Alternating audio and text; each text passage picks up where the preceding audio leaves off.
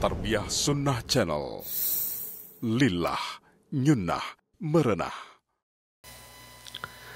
Bismillahirrahmanirrahim. Assalamualaikum warahmatullahi wabarakatuh. Alhamdulillah wassalatu wassalamu ala Rasulillah wa ala alihi wa ashabihi wa mawalah wa man tabi'ahum bi ihsanin ila yaumil qiyamah wa ba'd. Alhamdulillah kita kembali berjumpa. Materi terakhir yang kita bahas di pertemuan yang lalu adalah nasib para ahli maksiat di akhirat.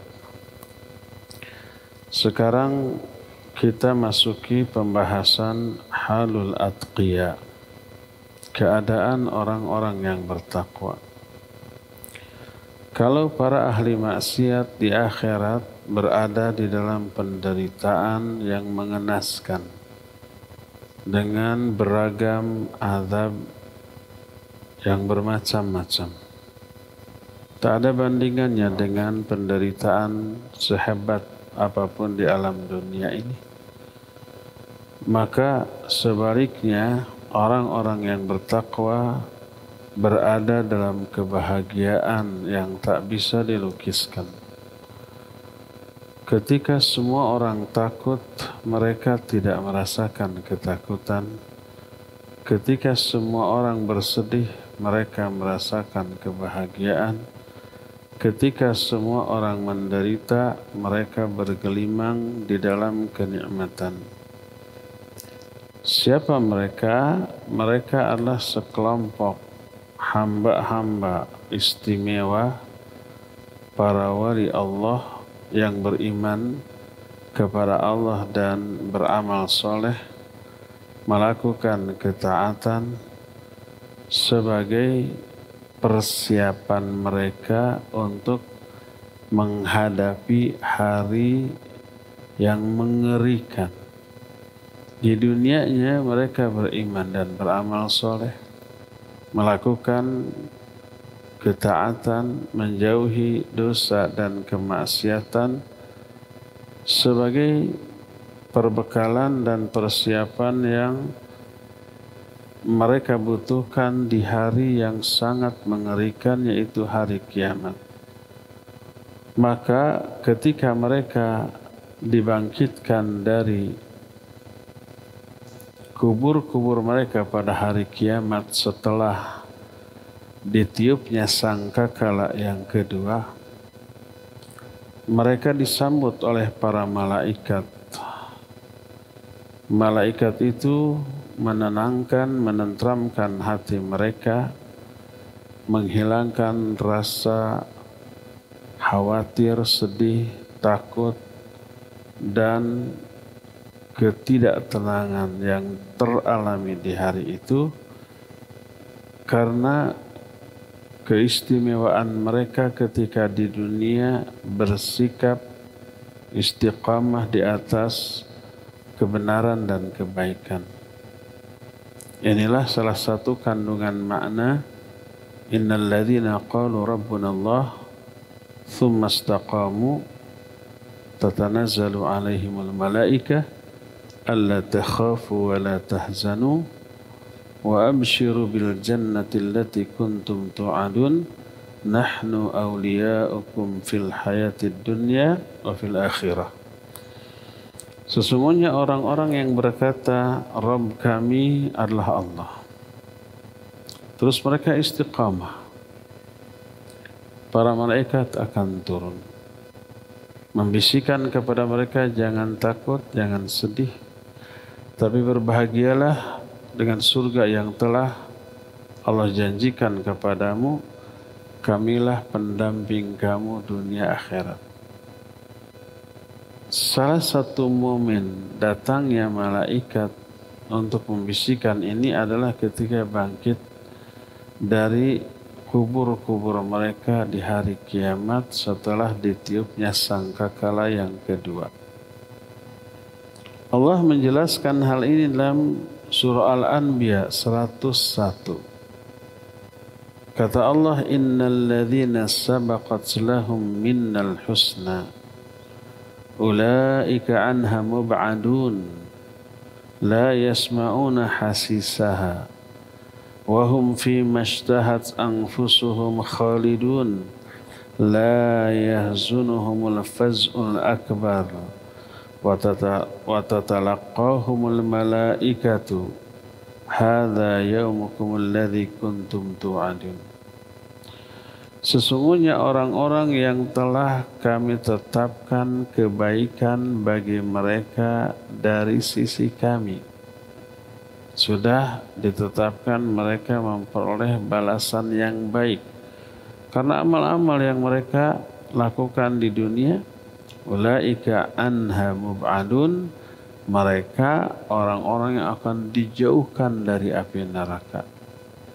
La yasma'una hasisaha, mereka itu tidak akan mendengar suara gelegaknya api neraka. Padahal suara neraka itu mengerikan, terdengar sampai jarak yang jauh. Tapi mereka tidak mendengar karena beda alam, tidak berada di neraka tapi berada di belahan lain, di surga.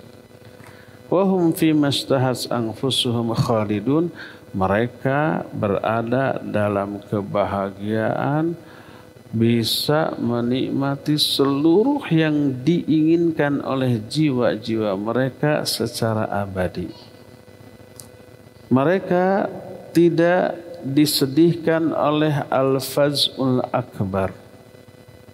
Ketika menerangkan makna dari al-faz'ul akbar, para ulama ahli tafsir mengatakan al-faz'ul akbar itu goncangan yang paling mengerikan, yaitu apa yang teralami oleh manusia ketika bangkit dari kubur-kubur mereka.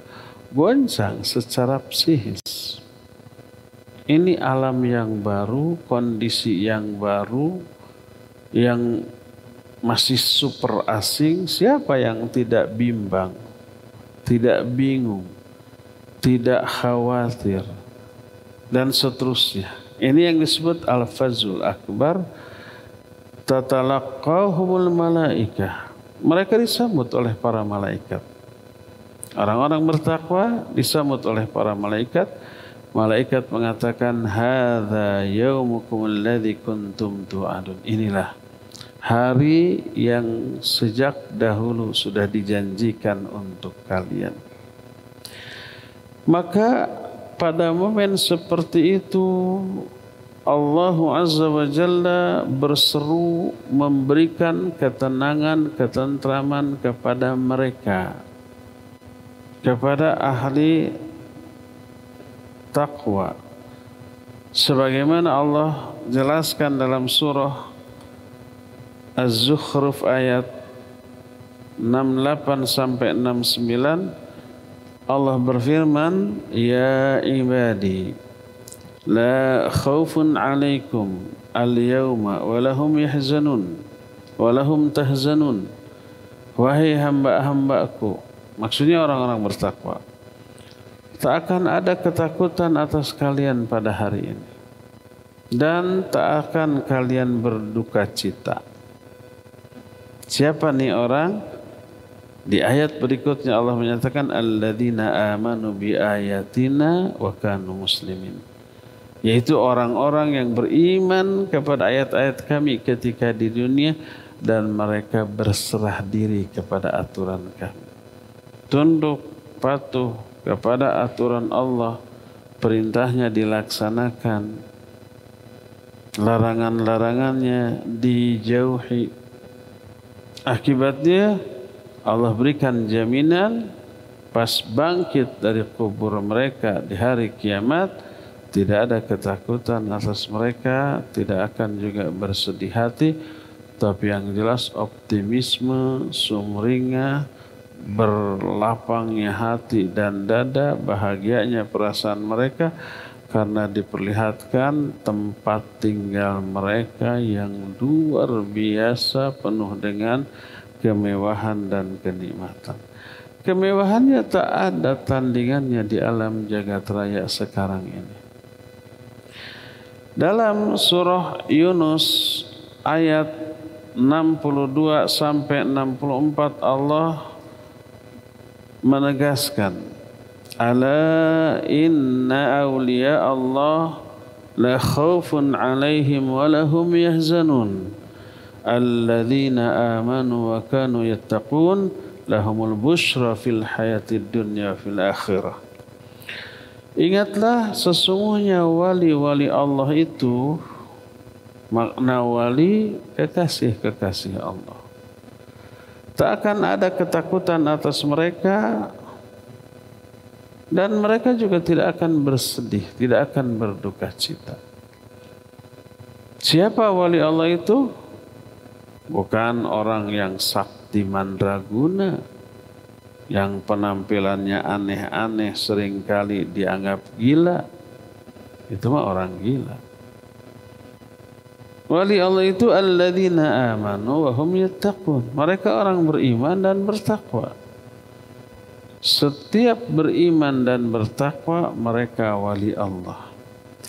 Kadar kewaliannya sesuai dengan kadar keimanan dan ketakwaan. Makin hebat iman takwa, makin tinggi kadar kewaliannya. Dan wali sekali lagi tidak harus aneh, tidak harus sakti mandraguna, tidak harus menderita menjauhi dunia, tidak. Dunia nggak bisa dijauhi karena kita hidup di dalamnya. Yang harus kita lakukan tentang dunia ini adalah manage dunia dengan manajemen syar'i. Atur dunia yang kita dapat dengan cara pengaturan yang sesuai dengan syariat. Tidak dilarang kaya. Kalau menjadi orang takwa, orang beriman harus miskin. Ya tidak begitu. Allah mencontohkan para nabi ada yang kaya raya, yang berkuasa. Kekayaannya tidak ada yang menandinginya sampai akhir zaman. Siapa nabi ini? Nabi Sulaiman alaihi salatu wassalam. Di kalangan para sahabat Nabi ada yang kaya, banyak yang kaya. Abdurrahman bin Auf, Abu Bakar itu orang kaya. Talha itu orang kaya. Tapi kekayaannya dimanage dengan manajemen syar'i. Tidak disimpan di hati, tapi disimpan di tangan. Mudah tersalurkan ke penyaluran yang benar.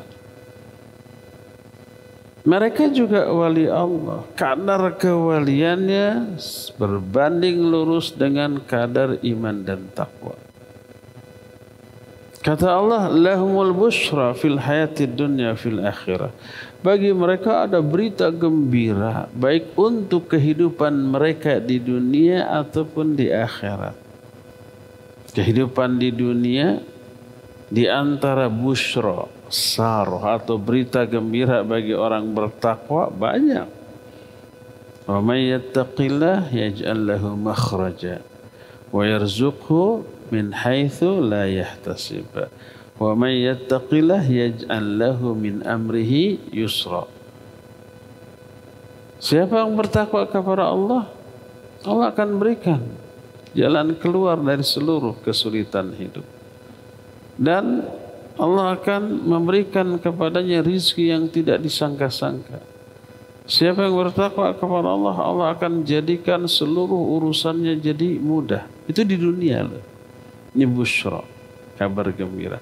Di akhirat, orang seperti nggak akan ada takut, nggak akan ada sedih. Yang ada disiapkan surga yang banyak mengalir sungai-sungai di dalamnya. Apa rahasianya? Keamanan dari murka dan azab Allah. Rasa takutnya dicabut.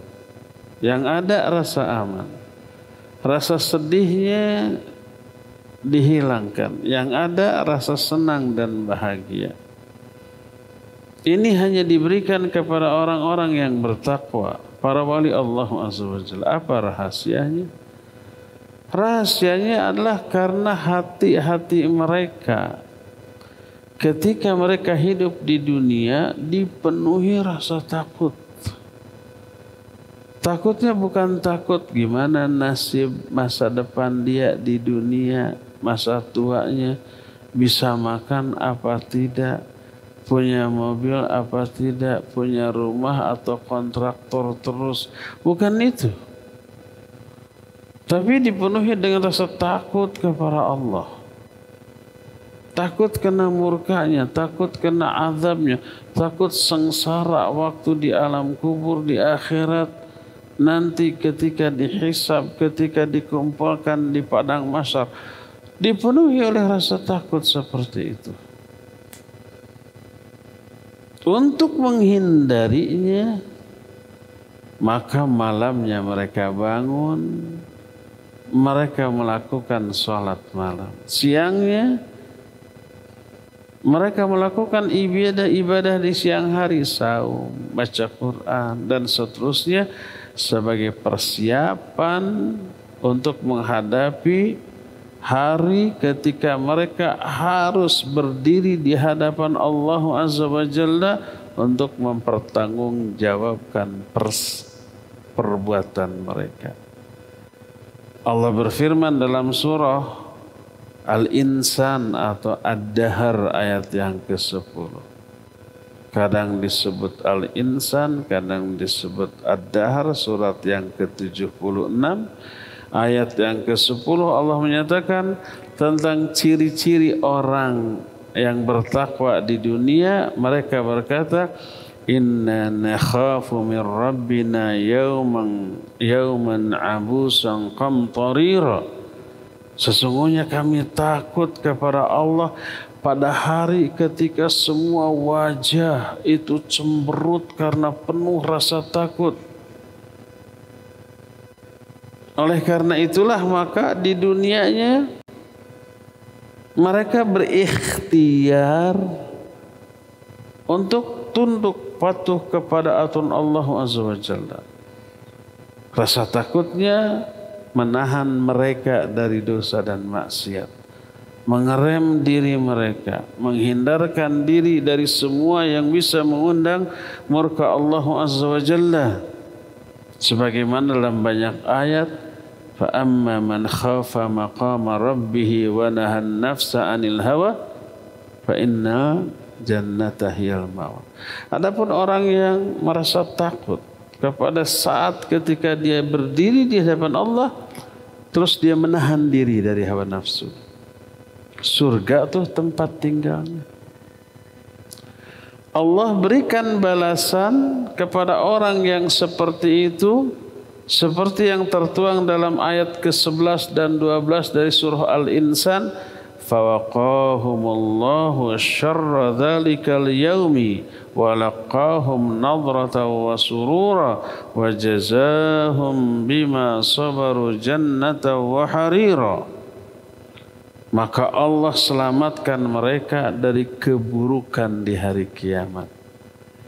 Dan Allah jadikan wajah-wajah mereka itu sumringah, bercahaya, mengekspresikan kesenangan, kegembiraan, dan kebahagiaan. Dan Allah membalas mereka atas kesabaran mereka dengan surga dan pakaian dari sutra. Jadi rahasianya kenapa mereka diberi keamanan dari rasa takut di akhirat? Karena ketika di dunianya hatinya sudah dipenuhi rasa takut.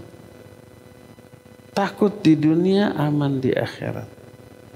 Sebaliknya merasa aman di dunia, di akhirat akan dipenuhi rasa takut.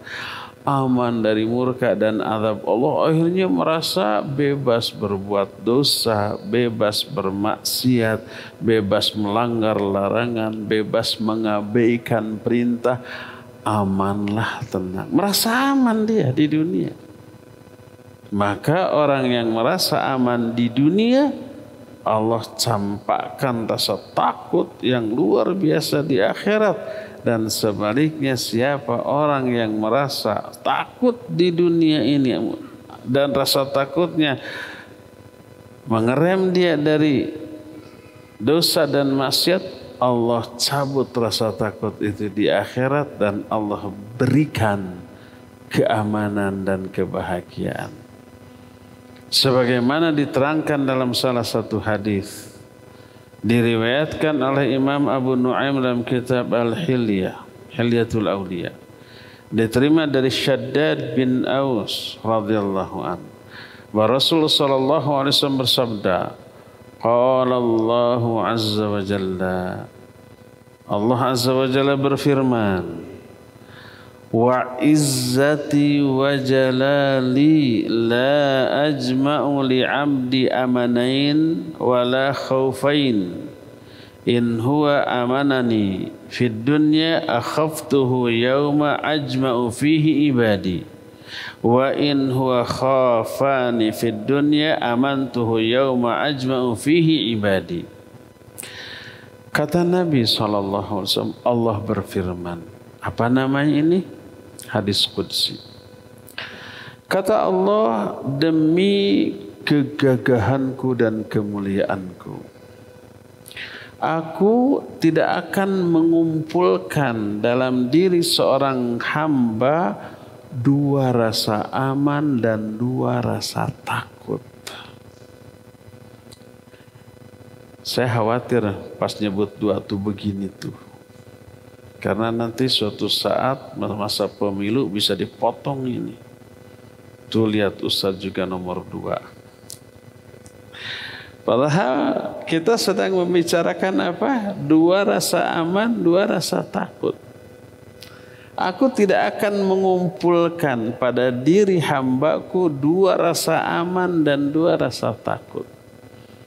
Dua aman teh aman di dunia, aman di akhirat. Takut di dunia, takut di akhirat. Enggak. Siapa yang takut di dunia, dia tidak akan takut lagi di akhirat. Dia akan aman di akhirat. Siapa yang merasa aman di dunia, dia tidak akan aman lagi di akhirat. Dia akan takut di akhirat. Makanya Allah selanjutnya menyatakan, kalau hambaku merasa aman dari diriku di dunia, aku akan beri rasa takut pada hari ketika aku mengumpulkan seluruh hambaku di akhirat. Di dunia merasa aman dari Allah. Allah tidak mengawasi, tidak melihat atau lupa. Semua kita meyakini kita selalu diawasi oleh Allah. Tapi kan sering lupanya, terutama ketika berdosa dan bermaksiat, seolah-olah bebas gitu, nggak ada yang mengawasi kan gitu ya. Merasa bebas dari murka dan azab Allah Azza wa Jalla, merasa aman sehingga berani berbuat dosa, melanggar larangan, mengabaikan perintah, merasa aman. Menunda-nunda waktu sholat, merasa aman dari murka dan azab Allah. Apalagi banyak orang meninggalkan sholat, baik seluruhnya atau sebagiannya. Jangankan meninggalkan, menunda sholat dari waktunya tanpa uzur itu sudah memposisikan dirinya pada posisi yang berbahaya, akan terkena murka Allah. Jangankan begitu, orang menunaikan sholat berjamaah di awal waktu saja masih bisa terkena azab. Karena apa? Lihat niat, jangan-jangan ada riya. Niat kualitas kekhusyuan, jangan-jangan selama sholatnya menyusun program kerja. Tidak khusyuk, terkena ancaman fawailul lil musallin alladzina hum an salatihim sahun alladzina hum yura'un. Yang tidak khusyuk, yang riya nih diazab. Yang sholat bukan diazab karena sholatnya, bukan, tapi karena ala kadarnya dalam melakukan sholat, karena sikap asal-asalan dia dalam melakukan sholat, karena tidak khusyuk dan riya yang dia bawa-bawa dalam sholat, terkena azab. Padahal di awal waktu loh berjamaah. Bayangkan kalau umpama ditunda-tunda, apalagi dilewat. Besok juga zuhur masih ada, besok aja lagi. Tetap zuhur yang ini nggak bisa diganti dengan apapun. Jadi kata Allah, aku tidak akan mengumpulkan pada diri hambaku dua rasa aman dan dua rasa takut. Siapa orang yang merasa aman dari azabku, dari murkaku di dunia, aku berikan rasa takut kepada dia di hari ketika aku mengumpulkan hamba-hambaku. Sebaliknya, kalau hambaku merasa takut kepadaku di dunia, lalu rasa takutnya ini mengerem dia dari dosa dan maksiat. Aku berikan keamanan kepada orang itu pada hari ketika aku mengumpulkan hamba-hambaku pada hari kiamat. Tuh, jadi itu rahasianya kenapa orang bertakwa oleh Allah Azza wa Jalla dicabut rasa takut, dicabut rasa sedih pada hari kiamat. Karena ketika di dunianya hatinya dipenuhi rasa takut. Dan takut ini manfaat. Takut menyebabkan kita hati-hati. Takut menyebabkan kita mengerem diri. Rasa takut menyebabkan kita ini menghindari apa yang kita takuti. Yang kita takuti murka dan azab Allah, dan penyebab murka dan azab Allah itu dosa dan maksiat. Itu yang kita hindari selama hidup di dunia. Setiap kali seorang hamba ikhlas dalam beramal, beribadah kepada Allah Azza wa Jalla, dia akan memperoleh keamanan dengan kadar keamanan selevel, selaras, sebanding dengan kadar keikhlasannya. Maka ikhlas itu kan memurnikan ibadah dari dua aspek. Pertama, amal ibadah itu sendiri dimurnikan hanya untuk Allah, hanya kepada Allah. Kedua, niat beribadah kepada Allah juga hanya untuk memperoleh apa-apa yang ada di sisi Allah. Sebab ada kalanya kadang ibadah kepada Allah niatnya dibagi dua, ya enggak? Untuk meraih ridha Allah dan pujian manusia, sangat mungkin itu tidak bertauhid. Rusak juga tauhidnya. Makanya disebut syirik juga, menduakan Allah walaupun syirik kecil. Riya itu syirik kecil. Tapi sekecil-kecil syirik dosanya gede. Jadi orang yang ikhlas dari kedua aspek ini, ibadahnya hanya kepada Allah, niat ibadah kepada Allah hanya untuk meraih apa yang ada di sisi Allah. Ini muwahhid, tidak mencampur adukan iman dengan syirik, baik syirik besar ataupun syirik kecil. Syirik besar itu kepada siapa ibadah itu ditujukan, syirik kecil itu menyangkut niat ketika melakukan ibadah tadi. Siapa yang ibadahnya murni, tidak tercampuri syirik atau besar ataupun kecil, dia akan memperoleh keamanan yang sempurna pada hari kiamat.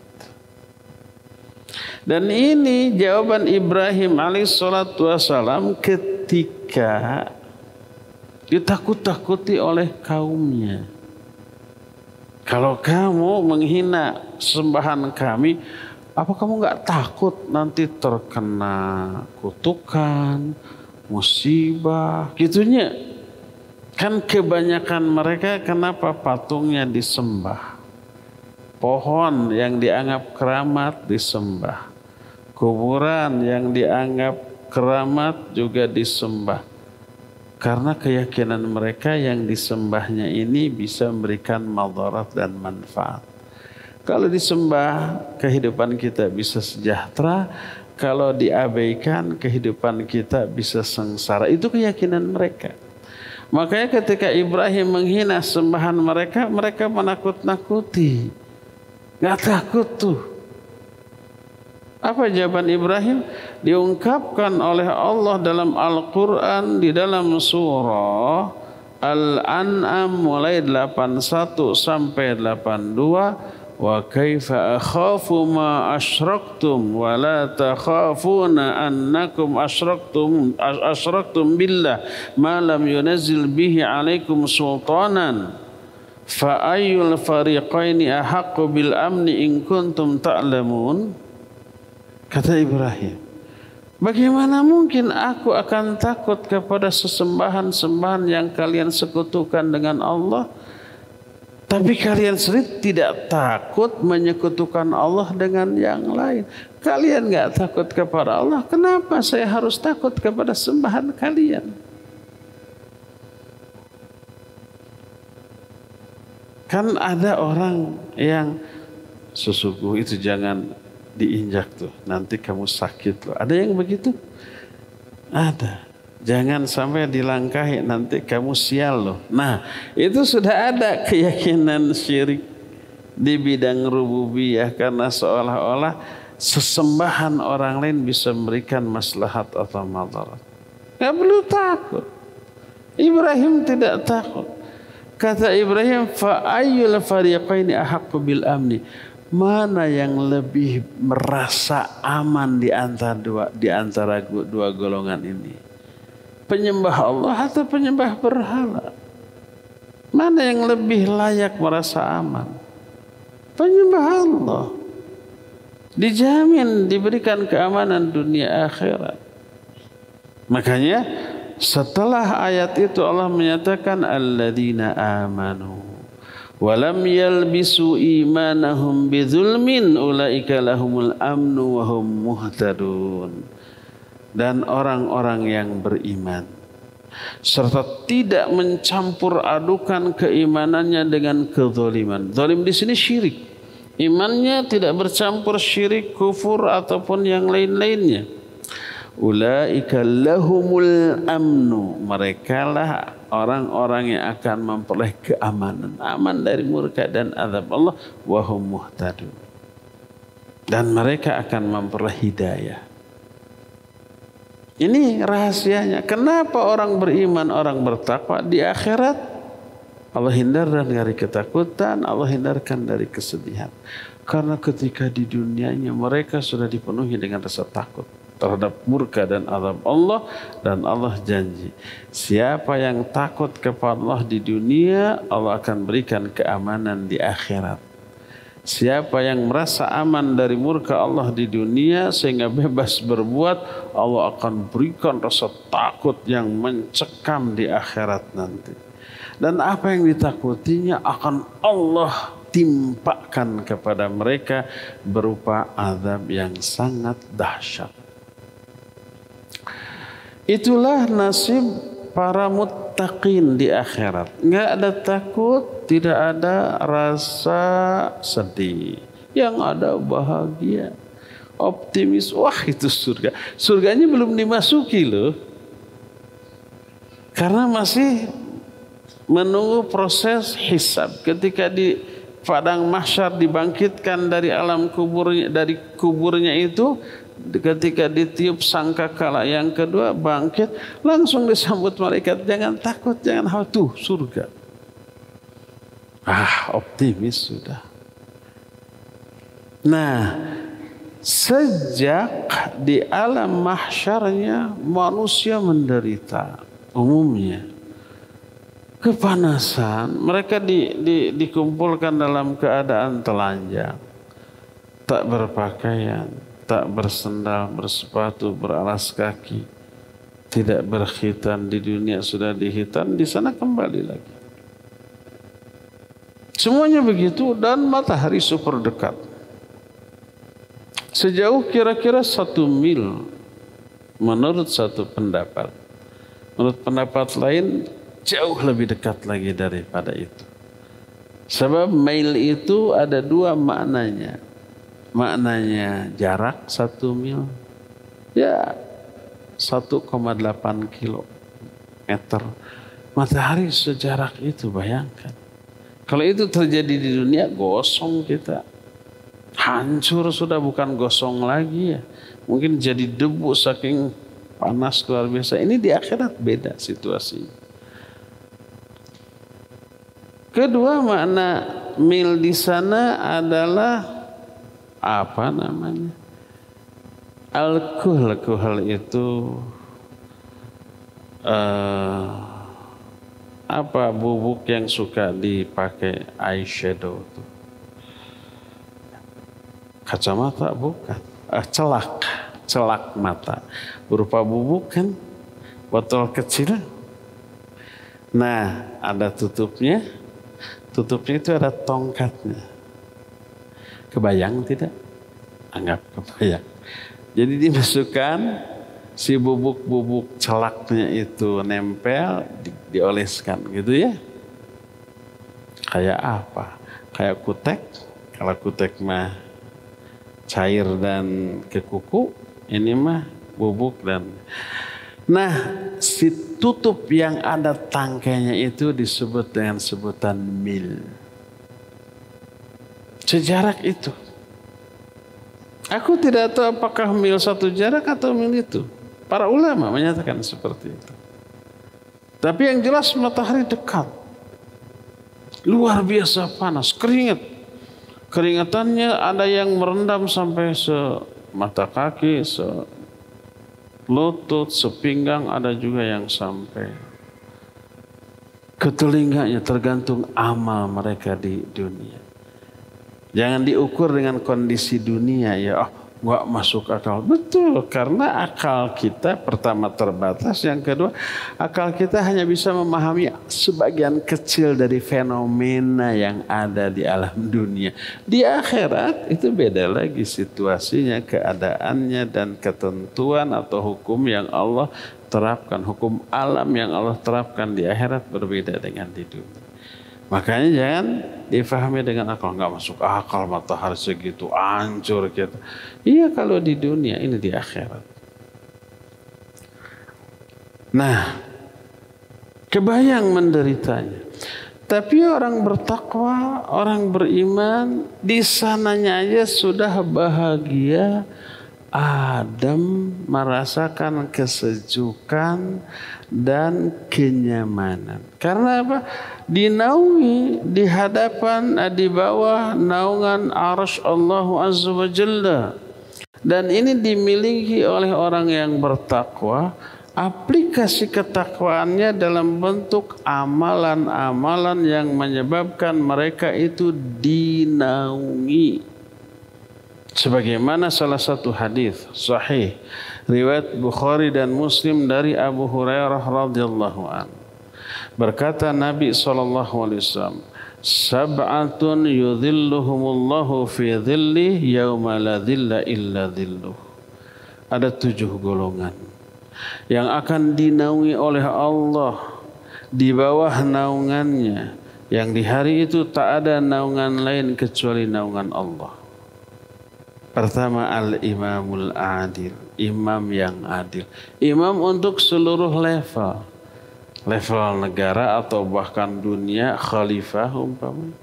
Atau level negara, apapun bentuk negara itu dan siapapun pemimpinnya. Republik dengan pimpinannya presiden, kekaisaran, ataupun kerajaan, ataupun perdana menteri, atau kesultanan, atau apapun. Adil, dia akan dinaungi. Dan muslim tentu saja ya. Yang keduanya adalah kita. Bisa termasuk. Masa saya sudah berlalu. Masa antum masih. Seorang pemuda yang tumbuh berkembang menghabiskan masa mudanya untuk ibadah kepada Allah. Umumnya pemuda sekarang, mumpung muda kita hura-hura. Mumpung muda kita happy-happy. Ibadah mah nanti kalau sudah tua. Kan ada yang begitunya. Habiskan dulu masa muda. Keliru nih orang. Dikira kalau sudah masa mudanya hura-hura, happy-happy, jauh dari agama. Apakah setelah berlalu masa muda dia bisa menghentikan kebiasaan buruknya berhura-hura? Enggak. Ada enggak kakek-kakek terus berhura-hura? Banyak. Enggak segampang itu. Dari muda dibangun basic, fondasi yang kuat untuk membangun bangunan ibadah di masa tua. Ingat, ketika masih muda, semangat gede, tenaga gede, stamina kuat, ya, kualitas ibadah tahajud jadi gampang. Saum juga termasuk saum sunnahnya menjadi enteng dan ringan. Haji umroh tidak ada keluhan gitu ya. Kalau sudah tua, fisik menurun, stamina menurun, energi juga tidak segede ketika muda.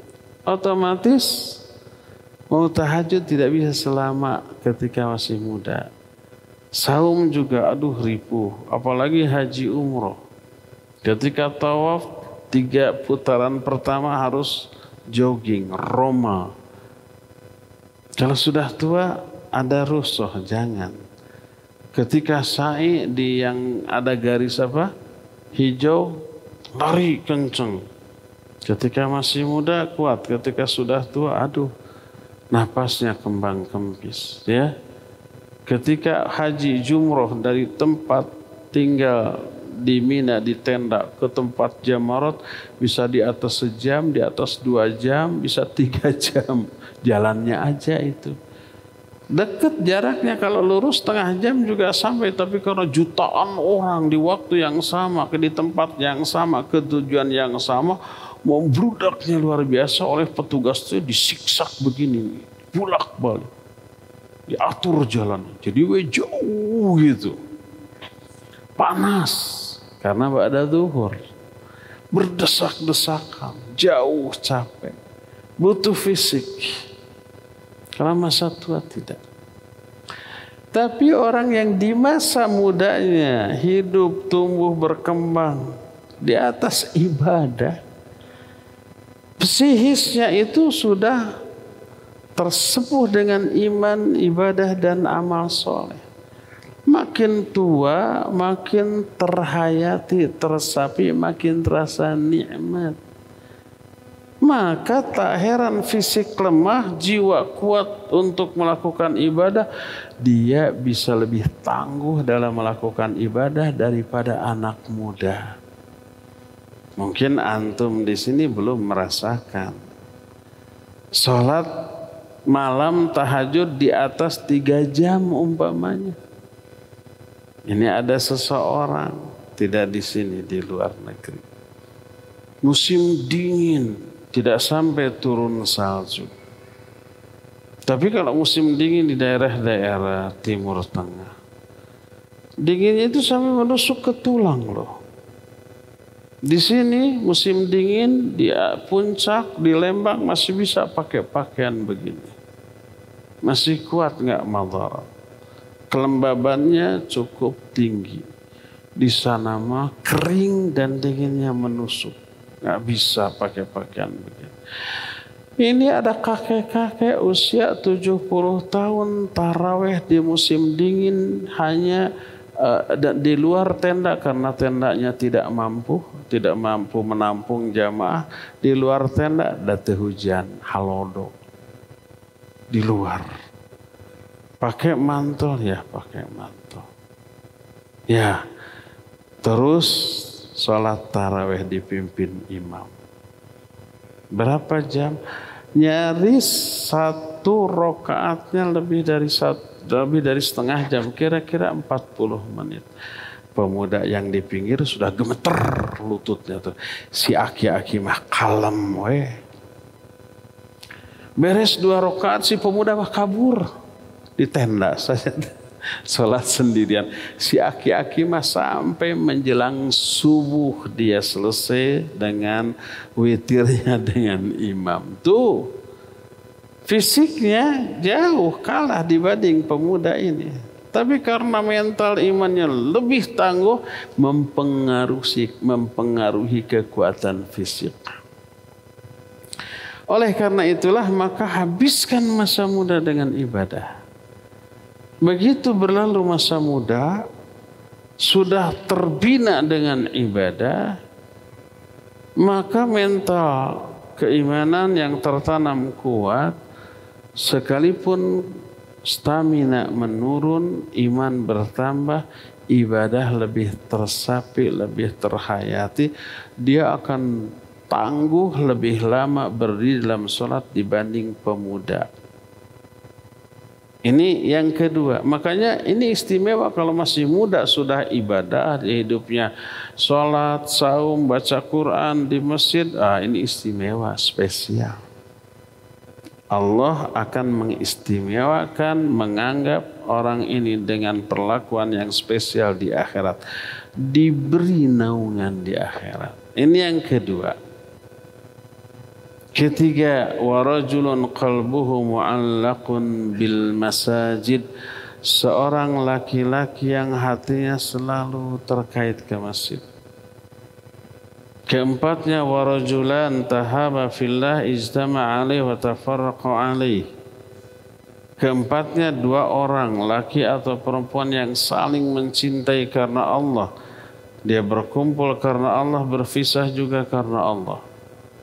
Kelimanya, warajulun talabatsu imra'atun dzata mansabin wa jamalin faqal inni akhafullah. Seorang lelaki yang dirayu, yang dipaksa oleh seorang perempuan yang memiliki kehormatan, maksudnya bangsawan, kaya dan cantik. Ya cantik, ya bangsawan, ya berpendidikan, ya kaya raya. Merayu seorang lelaki untuk berbuat zina dengan dia, tapi dia menolak sambil mengatakan, inni akhafullah, saya takut kepada Allah. Ini pemuda gini istimewa tidak? Super istimewa. Allah istimewakan di akhirat. Itu kelimanya. Keenam, wa rajulun tasaddaqa akhfa hatta la ta'lama shimalu ma tunfiqu yaminuhu. Seseorang bersedekah dengan lalu dia menyembunyikan sedekahnya sampai tangan kirinya tak tahu apa yang diinfakkan oleh tangan kanan. Dirahasiakan, enggak mau riya, enggak mau orang tahu.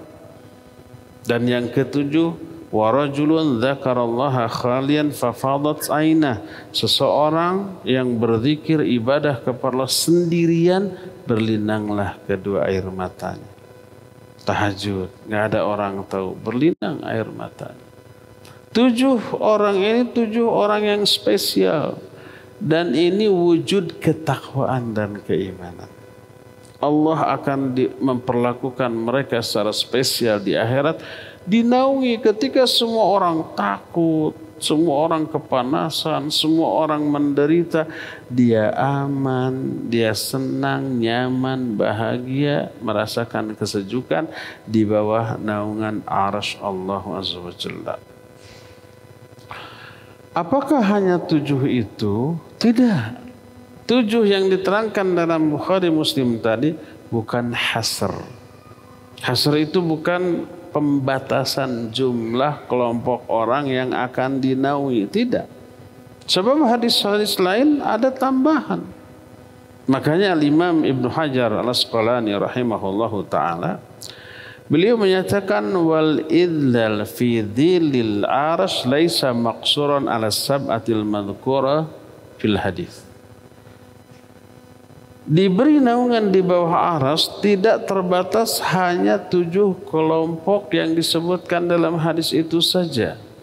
Sebab di hadis-hadis lain ada amalan lain yang juga akan dinaungi. Makanya Imam Ibnu Hajar mengumpulkan hadis-hadis itu. Lalu kumpulan hadis itu diberi judul Ma'rifatul Khisal Al-Musilah ila Dhilal, mengenal beberapa amalan yang mengakibatkan pelakunya diberi naungan. Selain 7 ada lagi? Ada. Siapa mereka? Ini aksi sosial. Jangan abaikan aksi sosial. Pokoknya kalau enggak berhubungan dengan thalabul ilmi, tidak berhubungan dengan sholat, dengan masjid, dengan mahad, saya mah enggak akan nyumbang. Ada aksi sosial nih, umpamanya menolong orang yang kena bencana, yang sakit. itu masih gana pahalana teh sabaraha enggak padahal sabaraha itu teh. Ngerti kan maksudnya? Dianggap enggak seberapa, padahal seberapa. Nih hadis-hadis. Pertama, ini masalah sosial, masalah ukhuwah Islamiyah. Berkata Rasulullah SAW dalam hadis diterima dari Abu Hurairah, diriwayatkan oleh Imam Muslim dalam Sahih Muslim. Kata Nabi SAW, Innallaha yaqulu yaumal qiyamah. Allah nanti pada hari kiamat akan berfirman. Ini hadis qudsi. Kata Allah, Ainal mutahabuna bijalali al-yawma udhilluhum fi dhilli yawma la dhilla illa dhilli.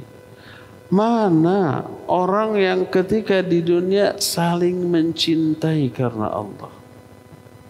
Perhatian Allah kepada ukhuwah luar biasa. Allah tegaskan sesama mukmin saudara lo.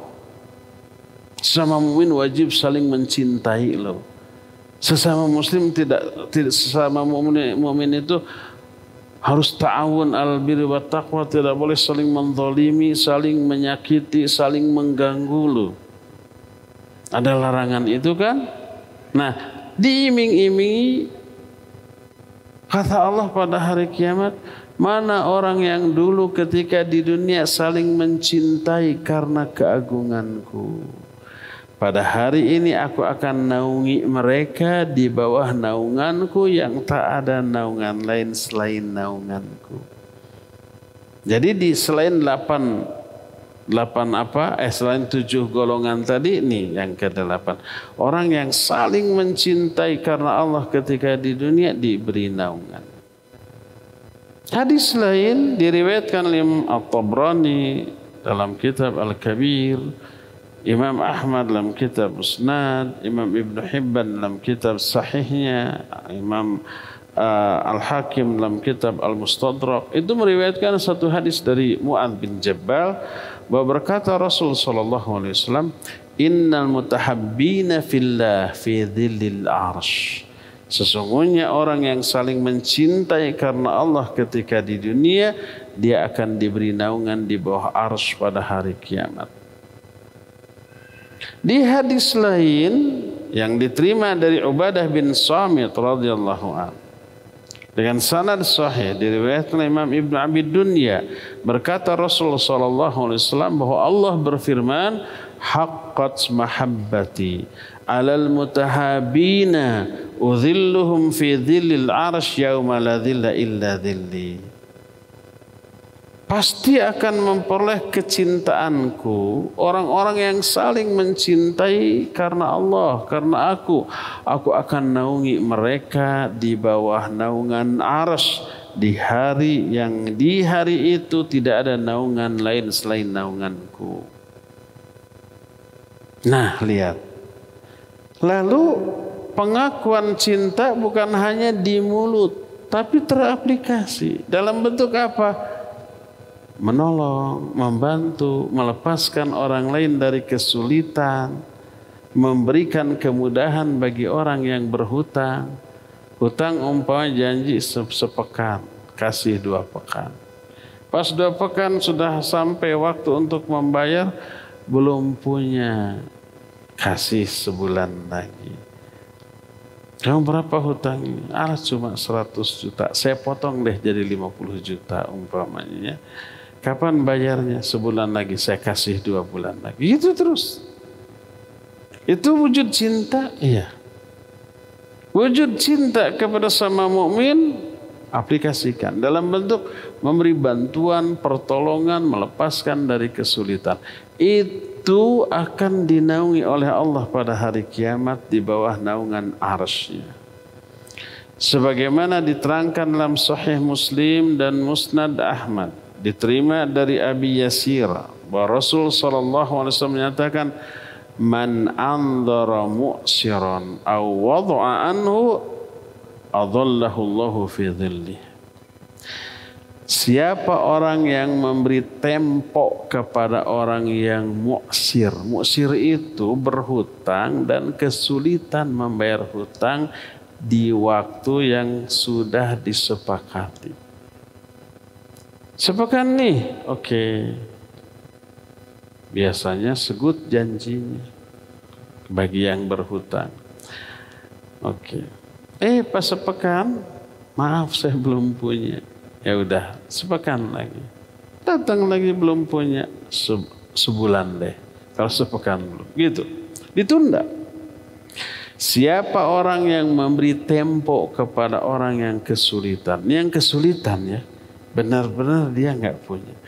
Atau dihapuskan hutangnya, sudah lunas, sedekah untuk antum bebas. Maka Allah akan memberi naungan kepada orang itu. Di bawah naungannya pada hari kiamat. Asal kondisinya betul orang itu kesulitan. Adapun kalau orang itu punya, tapi kata orang Sunda mah lebarek mayar teh. Ada, tapi sayang. Sebab gede hutang. 100 juta ada. Tapi sayang gitu ya. Akhirnya pura-pura dipakai ini dulu, dipakai itu dulu. Kalau yang begitu jangan. Bantu dia dari kezalimannya. Paksa dia bayar. Karena menunda pembayaran hutang di saat mampu membayar itu kezaliman. Nabi alaihi salatu wasallam menyatakan mutilul ghina zulmun. Menunda pembayaran hutang di saat dia mampu itu kezaliman. Jangan biarkan saudara kita zalim.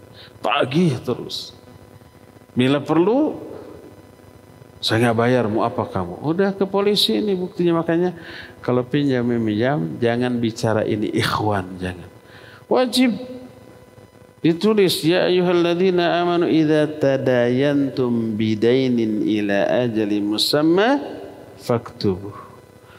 Hai orang-orang beriman, kalau kalian saling memberi pinjaman sampai kepada waktu tertentu, tulis. Hadirkan 2 saksi.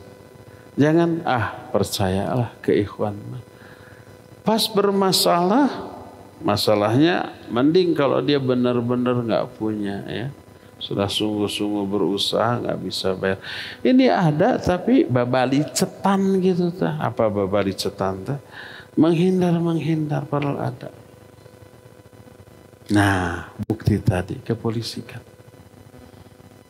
Tidak harus dihukum, tapi dengan adanya pelaporan kita ke polisi, daripada dikurung, daripada di penjara, bayar. Kan ada uangnya atau ada aset yang dia bisa jual, ya. Itu zalim, jangan dibantu. Bantu orang yang zalim agar berhenti dari kezalimannya. Jangan dibebaskan, ya sudahlah ke ikhwan ini. Bebas, padahal mobil mewah punya, aset rumah tanah punya, bisa dijual. Kejar terus. Ini orang zalim. Tapi kalau orang itu betul nggak punya, dipaksa juga, mau gimana lagi nggak punya, sudah bebaskan. Rugi kita. Enggak, untung dibayar oleh Allah dengan diberi naungan. Cuma naungan, jangan cuma. Sebab naungan itu bukan sekedar naungan semata-mata, tapi itu indikator siapa yang diberi naungan pada waktu berkumpul di alam mahsyar. Kehidupan setelahnya itu akan berbahagia. Itu indikator mau masuk surga itu, yang dinaungi itu. Jangankan yang dinaungi, yang merasa penderitaan di alam mahsyar juga belum tentu ke neraka, mungkin ke surga. Apalagi yang dinaungi, ya. Jadi itu juga termasuk yang Allah janjikan untuk diberi naungan. Di dalam Musnad Ahmad dan Sunan Ad-Darimi dengan sanad yang sahih, sebuah hadis dari Qatadah berkata Rasul sallallahu alaihi wasallam, Man naffasa an gharimihi aw maha anhu kana fi dhillil arsy yaumal qiyamah. Siapa orang yang memberi tempo kepada orang yang gharim. Gharim itu berhutang banyak. Diberi tempo. Tagih mana bayar rumah, saya tuh jangankan untuk itu, untuk makan sehari-hari aja masih bingung. Kayak beri tempo lagi, sebulan, 2 bulan. Aw maha anhu atau dihapus, ya sudahlah. Dilihat aset yang ada semua sudah tidak ada, sudah terjual untuk makan sehari. Kerjanya apa? Nggak kerja sebab sakit atau susah cari pekerjaan atau baru di PHK dan seterusnya. Tidak ada kemungkinan dia bisa membayar hutang, bebaskan. Kalau tidak dibebaskan juga percuma. Apalagi pokoknya saya tagih di akhirat. Di akhirat ditagih dapat apa kita? Nggak ada uang. Kalau tuh dikasih uang untuk apa? Nggak ada tukang cendol di sana. Nggak akan beli apa-apa. Bebaskan, kita akan untung di akhirat. Kalau kondisi orang itu belum nggak mampu, ya.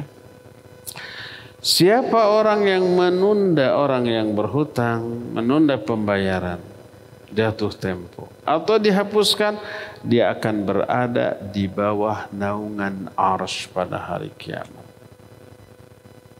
Inilah kebahagiaan awal atau kedua, ya. Kebahagiaan pertama, orang bertakwa ketika bangkit dari kubur langsung disambut oleh para malaikat, diberikan bisikan yang menenangkan, yang menenteramkan, yang membahagiakan, diperlihatkan surga walaupun belum dimasukinya.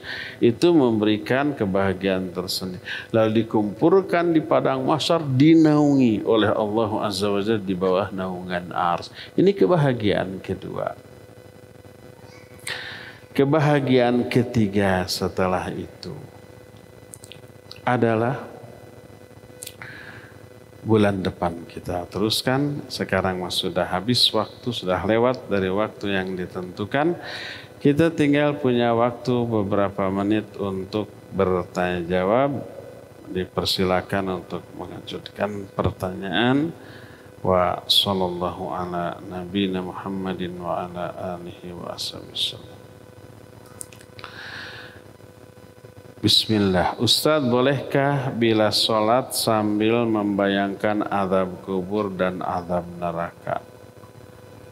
Tergantung. Ketika di momen sholat yang mana, gerakan sholat yang mana. Kalau ketika ruku sujud membayangkan azab kubur dan neraka, berakibat tidak menghayati bacaan ketika ruku dan sujud. Ketika ruku dan sujud bukan bayangkan neraka, surga atau alam kubur, tapi keagungan Allah. Sesuaikan dengan bacaan. Subhana rabbiyal azim untuk ruku. Maha suci Rabbku yang maha agung. Agungkan Allah, hinakan diri kita. Hayatinya begitu. Sesuai dengan makna dari bacaan yang kita baca ketika ruku. Subhana maha suci. Suci dari apa? Dari kehinaan seperti yang kita sedang lakukan. Kita hina, makanya kita membungkuk. Membungkuk itu menghinakan diri. Allah maha agung. Allah suci dari kehinaan. Kita sebut sifat Allah yang agung. Subhana rabbiyal azim. Ketika sujud, kita tinggikan Allah karena kita sedang merendahkan diri. Maha suci Allah dari kerendahan, yang maha tinggi kita rendah. Nah, boleh bayangkan azab kubur di mana? Ketika kita duduk tahiyat awal atau akhir membaca Allahumma inni a'udzubika min azabi jahannam min azabil qabr. Itu silakan di sana. Sesuai dengan apa yang kita baca, ya. Tentang kiamat boleh maliki yaumiddin. Kebayang hari kiamat gimana? Allah yang merajai hari kiamat. Jadi kalau umpamanya ketika ruku sujud membayangkan alam kubur dan neraka, berarti dia lalai dari pengagungan kepada Allah ketika itu.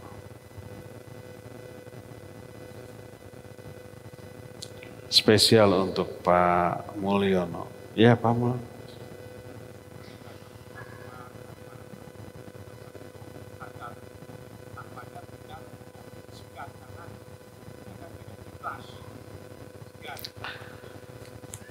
Waalaikumsalam warahmatullahi wabarakatuh. Biasanya dengar suara Pak Mulyo itu cuma di radio, orangnya nggak kelihatan.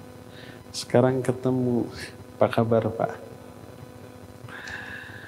Pak Mulyono bertanya, kalau ada orang takwa, ikhlas, tapi dia hanya beramal amalan yang wajib. Yang lain seperti infak, sedekah, ingin bangun masjid, nyumbang pesantren, ingin umroh, ingin haji, nggak bisa karena nggak punya gitu ya. Apa pahalanya sama nggak dengan orang bertakwa? Dia melakukan ibadah-ibadah wajib, juga bisa nyumbang, bisa bangun masjid, pondok pesantren, menyantuni fakir miskin, umroh berkali-kali, tiap bulan, tiap tahun dia haji, kebayang gede pahalanya. Baik. Kita ingin begitu tapi itu nggak mampu. Barakallahu fiik. Ketika kita membahas bab lau, lau itu mengatakan seandainya. Ada seandainya yang haram, dilarang. Ada yang bagus berpahala. Yang dilarang sesuai dengan hadis, in asabaka syai'un fala taqulanna law inni fa'altu kadza lakana kadza. Seandainya kamu ditimpa musibah, jangan sekali-kali kamu berkata seandainya tadi begini, bisnis saya ini musibah nggak akan terjadi gitu ya. Jangan. Itu terlarang, haram. Kenapa haram? Karena menggugat takdir yang sudah terjadi. Nggak bisa diulang. Kedua, ada unsur sotoi. Sotoi itu apa? Sok tahu. Dengan mengatakan kalau tidak begini, pasti akan terjadi begini. Dari mana tahu bahwa kalau kita begini akan terjadi begitu? Kan kita belum tahu kalau ini begini, terjadi begini. Belum tentu begitu kan? Karena masa depan di tangan Allah, bukan di tangan kita. Terlarang. Nah, di antara yang terlarang mengatakan seandainya dalam rangka menggugat syariat. Seandainya sholat itu 2 kali aja ya sehari, jangan 5 kali. Ini saya lebih ringan. Nggak boleh. Seandainya saum itu sepekan aja, jangan sebulan ya. Ini saya enteng bagi kita. Mengatakan seandainya dalam rangka menggugat syariat nggak boleh. Termasuk yang haram mengatakan seandainya untuk menghayalkan, merencanakan sesuatu yang haram. Seperti seandainya saya punya banyak uang, niscaya saya akan hura-hura. Saya akan borong para artis cantik semua untuk menemani saya. Haram. Karena merencanakan hal yang buruk. Dosanya sama apabila dengan dia melakukannya. Nah, dan banyak lagi. Ada seandainya yang boleh bahkan bagus, yang ada kaitan dengan pertanyaan. Mengangan-angankan kebaikan. Ada orang kaya raya, dermawan. Masjid yang dibangun disumbang, pondok yang lagi dibangun juga dibantu. Zakat infaknya keluar dalam jumlah banyak, umrohnya sekali sering berangkat, haji tiap tahun. Ini orang kaya, takwa, amalnya banyak. Lalu kita berangan-angan, seandainya saya sekaya dia, saya pun akan seperti dia. Itu boleh, kata Nabi SAW, dia memperoleh pahala yang sama dengan pahala apabila dia melakukannya. Nah, Kalau kata Pak Mulyono, kita hanya bisa melakukan amalan sesuai dengan kemampuan kita. Kita hanya bisa sholat ke masjid, ya saum, tahajud, saum sunat. Mau infak ingin tapi nggak punya. Mau ngebangun masjid, ada yang lagi dibangun ingin nyumbang tapi apa yang harus disumbangkan nggak punya. Kalau saya punya, saya pasti selesaikan itu oleh saya sendiri, gitu ya. Iya, ini pahalanya sama dengan apabila kita menyumbang di saat punya. Seandainya saya banyak uang, setiap tahun pasti saya haji. Seandainya saya banyak uang, minimal 2 bulan sekali saya umroh tuh. Ingin meletakkan kening saya untuk Allah di depan rumahnya di Ka'bah tuh. Nikmatnya nggak kebayang tuh. Sayang saya nggak punya uang untuk itu. Nah, jadi boleh mengangan-angankan dengan mengatakan seandainya untuk melakukan sesuatu yang baik, pahalanya sama. Allah menyatakan fattaqullaha mastata'tum. Bertakwalah kalian kepada Allah sesuai dengan kadar kemampuan kalian. Mampunya hanya sholat, saum untuk diri sendiri, ya sudah. Tapi saya ingin infak, cuma nggak punya. Tapi kalau saya punya pasti infak, itu dapat pahala. Saya ingin umroh, tapi nggak punya. Seandainya saya punya banyak uang, pasti saya umroh. Nggak akan ditunda-tunda. Maka itu juga berpahala, ya. Insya Allah itu dibolehkan. Wallahu a'lam. Boleh nggak pada sholat malam di samping beribadah ada terbersit di hati untuk meminta dalam urusan dunia, misal jodoh, rezeki, dan lain-lain. Apakah tergolong syirik? Meniatkan tahajud agar dapat jodoh, agar karirnya naik, tidak boleh. Karena meniatkan dunia untuk amal ibadah akhirat. Mengamalkan amalan akhirat dengan niat dunia. Tapi kalau kita tahajud, ikhlas karena Allah, ingin dapat pahala, ridho Allah, ingin diampuni dosa, seusai tahajud berdoa minta jodoh, seusai tahajud minta rizki, ya boleh. Karena harus dibedakan antara meniatkan tahajud agar dimudahkan jodoh dengan berdoa minta jodoh seusai tahajud. Dua hal yang berbeda, ya. Yang pertama jangan. Lakukan yang kedua. Niatkan tahajud untuk melaksanakan perintah Allah dan sunnah Rasulnya. Seusai itu berdoalah minta jodoh, berdoalah minta rizki, berdoalah minta dunia, maka dibolehkan. Menyelipkan permintaan dunia di tengah ibadah tidak terlarang. Ada nggak di dalam sholat doa meminta dunia? Ada. Kapan? Ketika duduk di antara dua sujud, ya enggak? Apa doanya? Rabbighfirli warhamni. Ada warzuqni. Itu dunia apa akhirat? Dunia. Menyelipkan, meminta dunia di tengah ibadah dicontohkan. Boleh. Yang tidak boleh adalah meniatkan ibadah untuk meraih keuntungan dunia. Kenapa kamu rajin tahajud? Biar cepat dapat jodoh, sudah 10 tahun jomblo. Kenapa kamu rajin saum Senin Kamis? Biar karir saya naik. Dari dulu kopral terus ingin jadi jenderal. Makanya saya rajin saum. Nah, itu meniatkan amalan akhirat dengan niat dunia, ya. Tapi kalau umpamanya kita saum, di tengah saum kita tahu orang yang saum itu dikabul doanya lalu berdoa, ya Allah beri saya jodoh, ya Allah berikan saya kemudahan. Nah, boleh berdoa minta dunia di tengah ibadah dibolehkan. Yang tidak boleh meniatkan ibadah untuk memperoleh keuntungan dunia.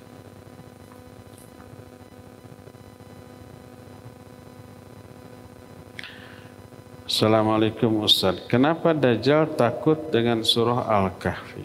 Kata siapa? Ada juga keterangan siapa orang yang membaca surah Al-Kahfi maka Allah akan melindungi dia dari fitnah Dajjal. Itu maknanya. Bukan kalau ada Dajjal takut dengan surah Al-Kahfi. Keterangan itu tidak ada. Tapi hafalkan surah Al-Kahfi minimal 10 ayat pertama atau 10 ayat syukur-syukur semua. Kalau ketemu Dajjal baca itu. Allah akan melindungi dia dari Dajjal, dari fitnah Dajjal. Apakah dengan dibacakan itu Dajjal terbakar seperti terbakarnya setan ketika dibaca ayat kursi? Enggak ada keterangan seperti itu. Ya. Hanya Allah akan menyelamatkan kita dari fitnah Dajjal.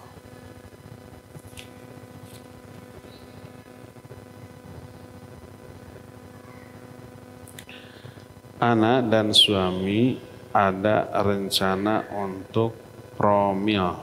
Apa promil teh? Apa? Program hamil. Oh, program hamil. Sugante program militer. Ada rencana untuk promil dengan bayi tabung. Kebetulan di RS yang menyediakan bayi tabung di Bandung hanya ada dokter laki-laki. Apa boleh melanjutkan dengan dokter laki-laki? Dan yang kedua, saya sedikit trauma dengan dokter perempuan. Dokter perempuan kebanyakan tidak peka dengan sesama pasien perempuan. Doakan saya lancar menjalani programnya dan semoga Ana dipertemukan dengan dokter yang cocok. Ya, ada dua hal. Pertama, boleh nggak program bayi tabung? Boleh dengan catatan pertama sperma dan sel telurnya itu dari suami istri yang sah. Tidak boleh mengambil dari sperma laki-laki lain disatukan dengan sel telur wanita yang bukan istrinya. Kedua, dimasukkan di kandungnya itu di rahim istrinya tersebut. Kalau melakukan hubungan langsung umpamanya secara medis tidak memungkinkan untuk hamil. Bisa hamil tapi dengan cara bayi tabung itu maka dibolehkan. Itu yang pertama. Ya. Kedua, yang di Bandung hanya ada dokter laki-laki. Saya tidak yakin. Dokter wanita di Bandung banyak, ratusan atau puluhan, atau ribuan mungkin. Hanya belum ketemu. Coba cari lagi, pasti ada. Adapun pernah trauma dengan 1-2 dokter wanita, saya yakin tidak semua dokter wanita begitu. Malah yang saya alami tidak ada dokter wanita yang pernah saya datangi dengan istri yang tidak peka. Bahkan lebih peka. Lebih apa? Lebih merasakan. Disebabkan karena sesama wanita. Malah saya lebih punya pengalaman buruk dengan dokter laki-laki. Bukan saya yang berobat, anak saya. Ke dokter laki-laki saya nganter, kasar ngomongnya. Apa ngomong? Wah, ini bisa mati. Kayak gitu, si dokter. Harusnya kalau toh bener juga jangan diomongin begitu ya. Jadi begitu. Maklum dokternya anak muda. Tapi spesialis, internis. Jadi cari. Tidak menjadi uzur ditangani oleh dokter laki-laki selama ada dokter perempuan. Cari dulu ya. Dan tidak perlu trauma dengan dokter wanita. Mungkin yang pernah mengalami hanya 1-2 dokter. Sedangkan puluhan dokter wanita lainnya belum didatangi. Haramkah kalau nganterin makanan yang mengandung babi? Ya ta'awun alal ismi wal udwan. Jadi bekerja sama di dalam dosa dan permusuhan. Tidak boleh. Kalau tahu, sebab saya bekerja sebagai GoFood. Jangan, kalau tahu itu haram, kalau umpamanya ada pesanan, belikan saya minuman yang memabukkan. Jangan, cancel saja. Komplain nanti dikasih bintang 1, nggak apa-apa. Nanti bisa diberikan penjelasan, viralkan. Saya dikasih bintang 1 hanya karena menolak ini. Gitu. Saya seorang muslim. Insya Allah bakal banyak yang simpati. Ana niat mau bayar utang puasa dari tahun-tahun terdahulu. Tapi sekarang sering terkendala dengan masalah kesehatan. Apakah Ana boleh bayar fidyah terlebih dahulu sambil nanti kalau Ana sehat insya Allah Ana puasa lagi. Kalau kemungkinan besar sehat, pas sehat langsung bayar. Walaupun sudah berlalu 2-3 tahun. Hitung. 2 tahun lalu hutangnya berapa. Tahun kemarin hutangnya berapa. Jangan sampai lupa. Ya, catat. Nah, nanti bayar dicicil. Kecuali kalau kata dokter ini susah, bisa di bawah saum. Bisa, tapi kemungkinannya di bawah 50%, di bawah 40%. Silakan bayar dengan fidyah ya.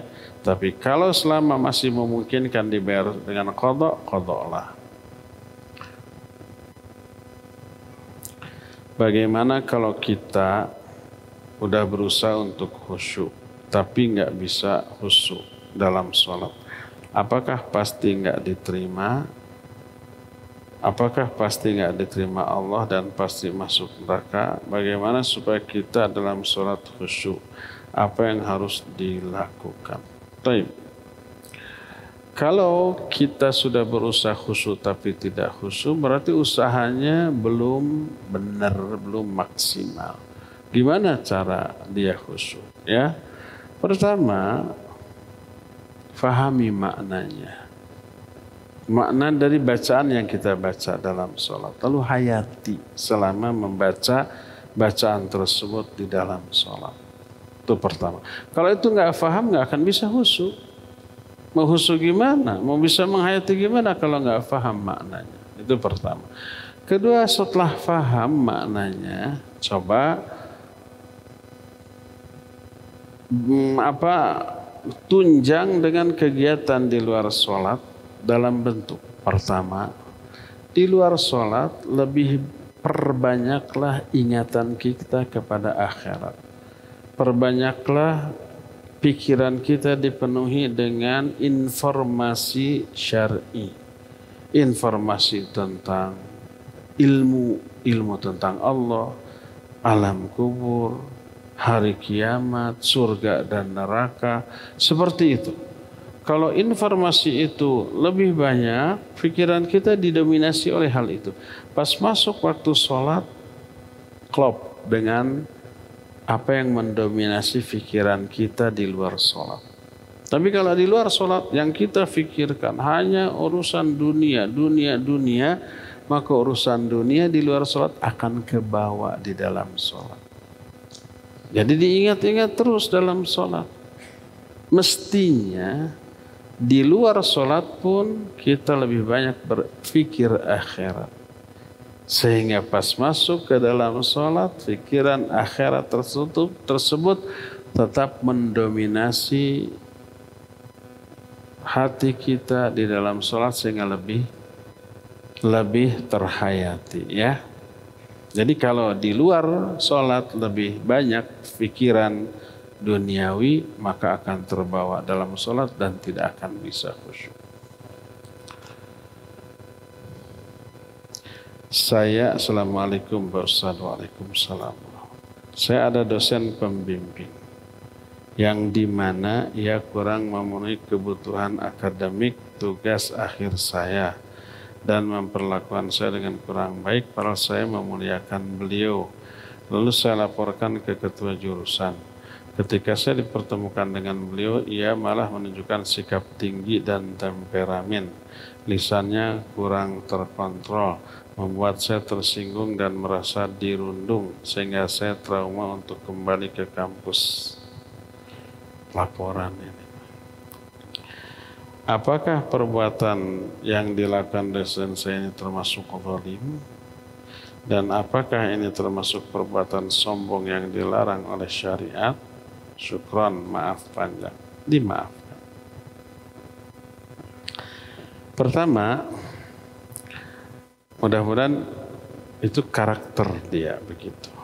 Kalau karakternya jangan dibawa hati. Kalau semuanya mahasiswa diperlakukan seperti itu, berarti semua mahasiswa senasib dengan kita, maka jangan terlalu diambil hati. Tetaplah ya, selesaikan walaupun dengan dosen pembimbing dia, dan bila tetap mentok minta diganti dosen pembimbing. Kan ini bisa ke ketua jurusan, bisa nggak saya milih dosen pembimbing lain yang lebih mudah, lebih ramah, lebih baik gitu. Yang kedua, coba teliti, khawatir sikap dosen itu reaksi dari sikap kita. Mungkin ada sikap kita yang membuat beliau kurang berkenan, akhirnya bereaksi seperti itu, perbaiki. Tapi kalau memang rasanya sudah kurang gimana, dan tidak hanya saya yang begitu, tapi semua mahasiswa yang dibimbing sama dia mengalami hal yang sama, ya sudah, minta diganti dosen pembimbing, sekalipun dengan resiko harus ngulang lagi dari awal, nggak apa-apa. Apalagi skripsi yang kita atau tugas akhir yang kita bikin baru bab awal saja, bab niat. Kemudian diulang dari awal, ya nggak apa-apa ya. Semoga Allah mudahkan urusan. Terakhir ya, jangan ada lagi yang bertanya. Apa hukum jadi supir taksi online? Bukan taksi online, ojek online, ojol. Di sini disebut, tapi ini nama perusahaan. Karena